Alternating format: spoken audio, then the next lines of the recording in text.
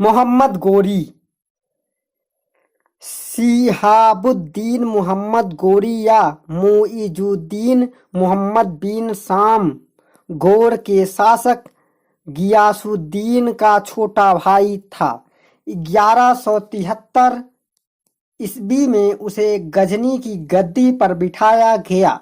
यद्यपि वह गजनी में स्वतंत्र शासक की हैसियत से 1206 ईस्वी तक राज्य करता रहा, लेकिन फिर भी उसने सिक्के को अपने भाई का नाम ही उत्कीर्ण करवाया और एक अधीनस्थ राजा के जैसा ही व्यवहार किया। उसने अपने भाई की सहायता के रूप में भारत पर कई बार आक्रमण किए तथा दिल्ली सल्तनत की स्थापना का मार्ग प्रशस्त किया।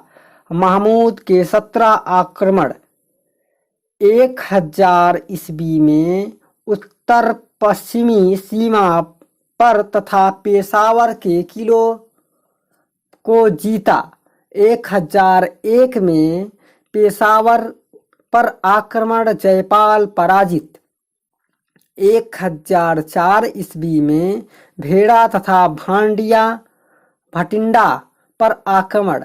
1005 ईस्वी में मुल्तान के शासक काबुल फतह दाऊद को पराजित किया।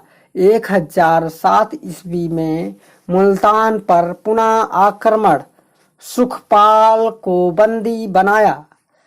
1008 ईस्वी में लाहौर के शासक आनंदपाल की पराजय।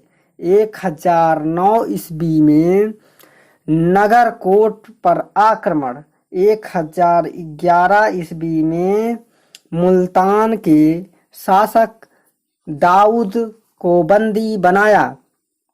1013 ईस्वी में आनंदपाल के उत्तराधिकारी त्रिलोचन पाल को पराजित किया। 1014 ईस्वी में थानेश्वर पर आक्रमण।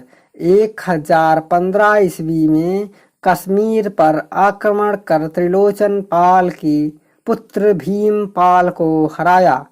1018 ईस्वी में मथुरा तथा कन्नौज पर आक्रमण। 1021 ईस्वी में कलिंजर व ग्वालियर पर आक्रमण। 1021 ईस्वी में पंजाब पर पुनः आक्रमण। 1022 ईस्वी में कालिंजर पर पुनः आक्रमण। 1024 ईस्वी में सोमनाथ पर विजय।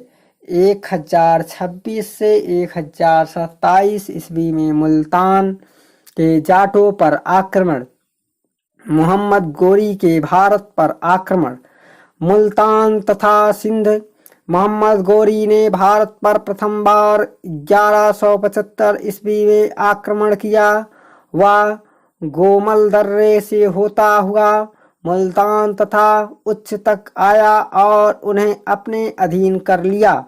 1182 ईस्वी में गौरी ने सिंध के निचले भाग पर आक्रमण किया और सुमरा वंश के शासक के अधीनता स्वीकार करने के लिए बाध्य किया। गुजरात अहिलवाड़ा।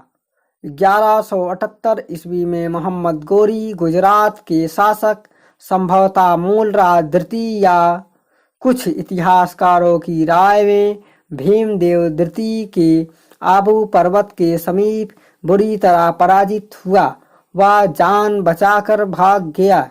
इस पराजय के उपरांत गौरी ने महसूस किया कि भारत को जीतने के लिए पंजाब को आधार बनाना आवश्यक है। पंजाब 1179 से 1180 ईस्वी मोहम्मद गौरी ने पेशावर पर कब्जा किया। 1186 ईस्वी में लाहौर को खुसरो मलिक से जीत लिया। उसने 1190 ईस्वी तक संपूर्ण पंजाब को गौर साम्राज्य का अंग बना दिया। दिल्ली तथा गंगा यमुना द्वाब पर आक्रमण हेतु तैयारियां करने लगा। तराइन का प्रथम युद्ध 1191 ईस्वी। पृथ्वीराज चौहान राय पिथौरा दिल्ली तथा अजमेर का शासक था। उसने 2 लाख अश्वरोही तथा 3000 हाथियों सहित विशाल सेना का नेतृत्व करते हुए मोहम्मद गोरी के विरुद्ध चढ़ाई कर दी। उसके सहयोगी राजपूत राजकुमारों ने उसे सहायता दी। कन्नौज के गढ़वाल वंश पर राजा जयचंद इस युद्ध से अलग रहा, क्योंकि पृथ्वीराज चौहान ने उसकी लड़की का अपहरण करके उसका अपमान किया था। थानेश्वर से 14 मील दूर तराइन के मैदान में 1191 ईस्वी में दोनों पक्षों के बीच घमासान युद्ध हुआ। युद्ध में मोहम्मद गोरी घायल हुआ। मुसलमानों की सेना तितर-बितर हो गई। राजपूतों ने 40 मील तक उसका पीछा किया। मोहम्मद गोरी गजनी लौट आया। राजपूतों ने सरहिंद पर घेरा डाल, परंतु वे सुगमता के विजय पाने में सफल न रहे। इस विषय के बाद पृथ्वीराज चौहान संभवतः संतुष्ट सा हो गया और उसने गोरियों की पंजाब से पूर्णतः निकालने का प्रयास नहीं किया। तराइन की दूसरी लड़ाई 1192 ईस्वी। मोहम्मद गोरी ने तराइन के प्रथम युद्ध में हुई पराजय का बदला लेने के विचार से 1192 ईस्वी में लगभग 1,20,000 सेना लेकर भारत की ओर प्रस्थान किया। लगभग 150 राजपूत राजाओं ने पृथ्वीराज के पक्ष से युद्ध किया। पृथ्वीराज चौहान को सिरसुती सिरसा के समीप पकड़ लिया गया तथा संभवतः उसी समय अथवा कुछ समय बाद उसकी हत्या कर दी गई। शीघ्र ही मुसलमानों ने बिना कठिनाई से सिरसुती, सामना, खुरम और हासी पर अधिकार कर लिया। कन्नौज 1194 ईस्वी में मोहम्मद गोरी ने कन्नौज के शासक जयचंद पर चढ़ाई कर दी। चंदावर के युद्ध में जयचंद वीर गति को प्राप्त हुआ। Professor SR.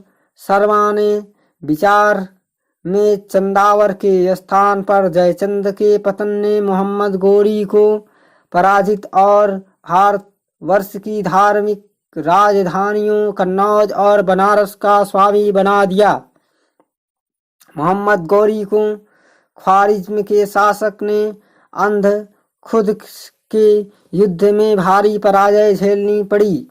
मोहम्मद गोरी का भारत पर प्रथम आक्रमण 1178 ईस्वी में गुजरात के चालुक्य राज्य पर हुआ था। यहाँ उसे चालुक्य शासक भीमद्रती के हाथों पराजय झेलनी पड़ी। मोहम्मद गोरी ने 1179 ईस्वी में पेशावर पर अधिकार कर लिया। 1206 ईस्वी में सिंधु नदी के दम्यक नामक स्थान पर नमाज पढ़ते वक्त करामातियों के गिरोह ने गोरी को हत्या कर दी। मोहम्मद गोरी के एक सिक्के पर एक तरफ बैल की आकृति तथा देवनागरी लिपि में पृथ्वीराज अंकित है, जबकि उसके दूसरे तरफ घोड़े की आकृति के साथ मोहम्मद बिन शाम है। इसके कुछ सिक्के पर लक्ष्मी की आकृति देवली वाला है। इस प्रकार दाहिर सिंध का शासक था और अरब से मुसलमानों ने भारत पर सबसे पहले आक्रमण किया। जहां सोज की उपाधि सुल्तान अलाउद्दीन प्राप्त की। जयपाल ने महमूद गजनवी का सामना किया था।